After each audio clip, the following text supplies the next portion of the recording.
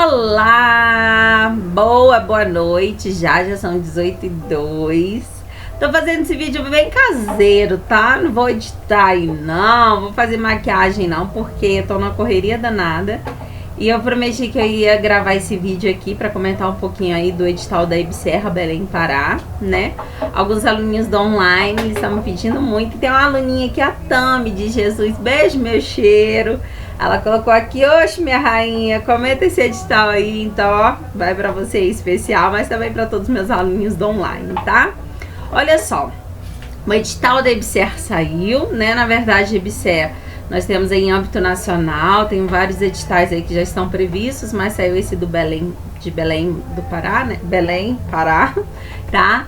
E eu vou comentar a legislação do sistema, né? Que é a minha parte aí que eu ministro, deixa eu pegar aqui, até deixei aqui reservado, que é a parte que eu ministro que fala da legislação do SUS, tá? Então alguns aluninhos, eles ficam assim, professora, o que eu estudo? Principalmente o aluninho do online, porque a gente coloca lá o nome da legislação, mas às vezes não está relacionado exatamente com aquilo que vem escrito, né? Eu acho que... não, tá tudo certo. Eu pensei que eu nem tava gravando, falei, gente, eu vou ficar falando e o trem nem tá gravando, né? Mas agora eu olhei e tá gravando sim, tá? Então, olha só, eu vou comentar aí a legislação, falar mais ou menos o que vai ser necessário para estudar. Vamos lá? Olha só, aqui entra conhecimentos específicos de nível superior. A legislação do SUS, ela é idêntica para qualquer área, seja a área médica, seja a área ali dos profissionais da área da saúde, ou seja a área administrativa. Eu acho engraçado quando o aluninho, ele fala assim, professor, eu sou advogado, o que eu tenho que estudar SUS na vida para fazer, né, esse concurso? Ô, meu cheiro, se der EBSERRA, vai ter que fazer, tá? Então, EBSERRA, eu pego todos os profissionais, seja de nível superior, de nível médio, área administrativa ou não, tem que estudar o raio do SUS.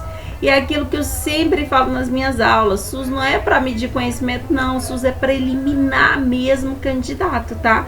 Porque não teria lógica, né, eu colocar um conteúdo que é comum aos profissionais de saúde para também a área administrativa, tá? Então, por ser um conteúdozinho assim, bem maçante, né, bem complicadinho, eles colocam mesmo para conseguir já eliminar um tantão aí de candidatos, tá? Então, ele fala assim, legislação aplicada ao SUS. 1. Evolução histórica da organização do sistema de saúde no Brasil e a construção do SUS, tá? Evolução histórica é toda a parte da história, tá? Então, quando a gente fala da parte da história, eu sempre comento nas minhas aulas que antes, né, assim, tipo há uns 3 ou 4 anos atrás, quando eles cobravam história, eles não se atentavam a datas, eles só se atentavam ao fato histórico.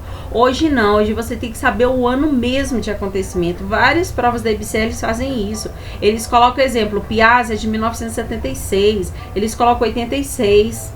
Aí o aluno fala, gente, mas eu sei o que é Piazza, é o programa de interiorização. Tá, mas se não souber o ano não adianta, meu cheirinho, tá bom? Então vai estudar toda a parte da história, vai estudar lá o período de 1500, que eu falo da colonização, da vinda dos portugueses, né? Quando a gente fala lá da população indígena sendo acometida por doenças que não prevaleciam. Aí depois eu vou lá para 1800, falo do controle dos portos, falo de Dr. Manuel com aqueles 3 conceitos de endemia, epidemia e pandemia. Aí depois eu dou um pulinho, vou lá para 1900, falo de Oswaldo Cruz com aqueles 2 movimentos que ele promoveu, que foi a ação de limpeza, né, campanhista, que é o sanitarismo campanhista, e depois a campanha de vacinação. E aí em 1904 nós tivemos a revolta da vacina, antivaríola. Teve uma prova da EBSERRA, tá? Que eles colocaram, acho que em 1904, só que eles colocaram febre amarelo, um negócio assim, tá bom?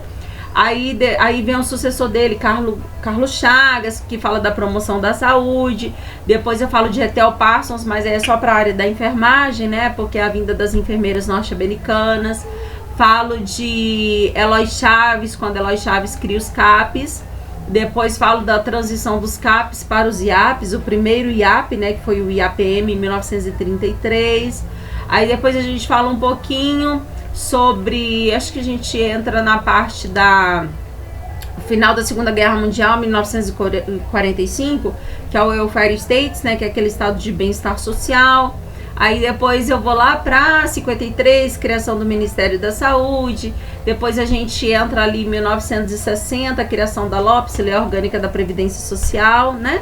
Que ele ele concede que alguns benefícios sejam concedidos a algumas categorias que são regidas pelo regime de CLT, mas ele exclui também, tá?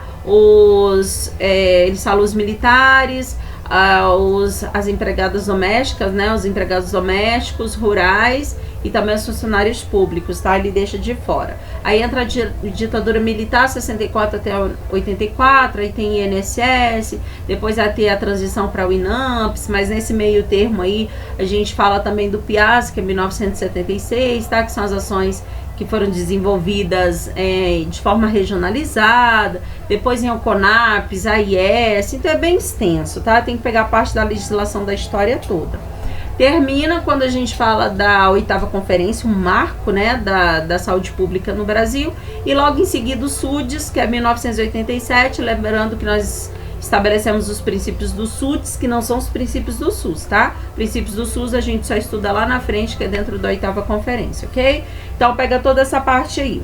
Dando sequência, ele fala assim, princípios, diretrizes e arcabouço legal. Muito cuidado. Princípios eu vou trabalhar dentro da 8080, que é artigo 7º. Diretrizes eu vou trabalhar dentro da Constituição, que é o artigo 198.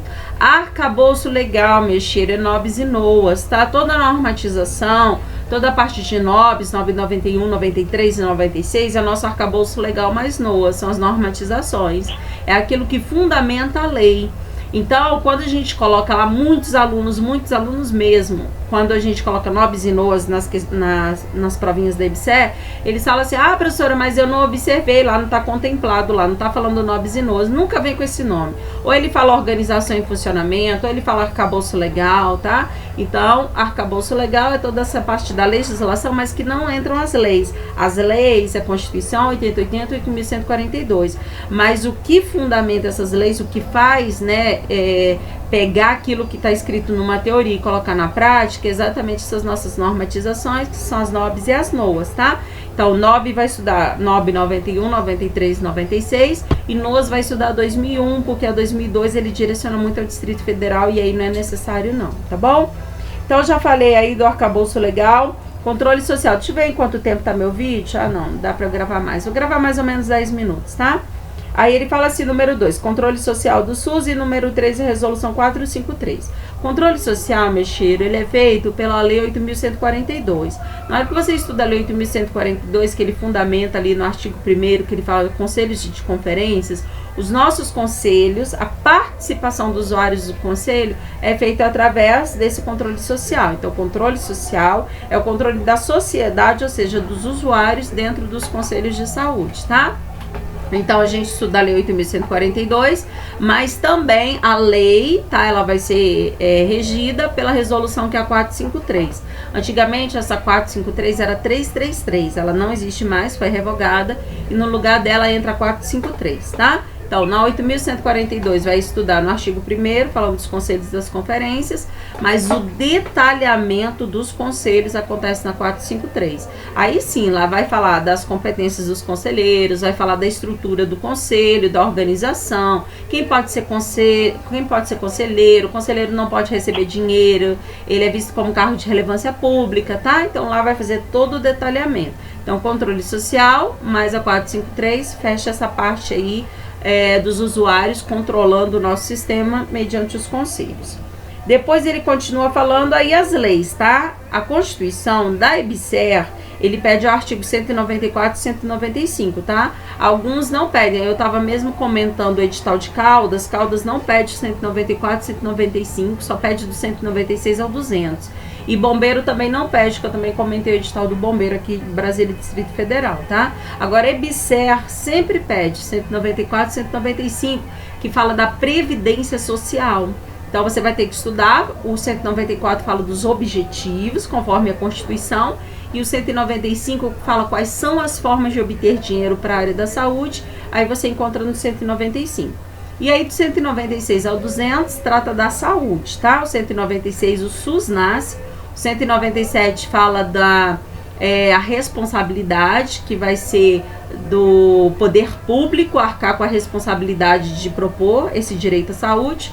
O 198 fala das diretrizes do SUS. O 199 fala da iniciativa privada. Muito cuidado com esse raio desse artigo 199, tá? Porque nós tivemos uma alteração dentro da 8080, que foi o artigo 23, só que o aluno acha que porque mudou o artigo 23 da 8080, muda também a Constituição não muda. E aí a gente termina com o artigo 200, que fala das atribuições do SUS, as competências da responsabilidade do SUS, certinho? Vou dar uma pausa porque eu já estou com 10 minutos e aí eu volto para a segunda parte e aí eu consigo concluir explicando aí para vocês sobre esse edital da EBSER, Pará, né, aí Belém, mas EBSER em âmbito nacional é o mesmo conteúdo, não tem alteração, tá bom? Um cheiro, já volto.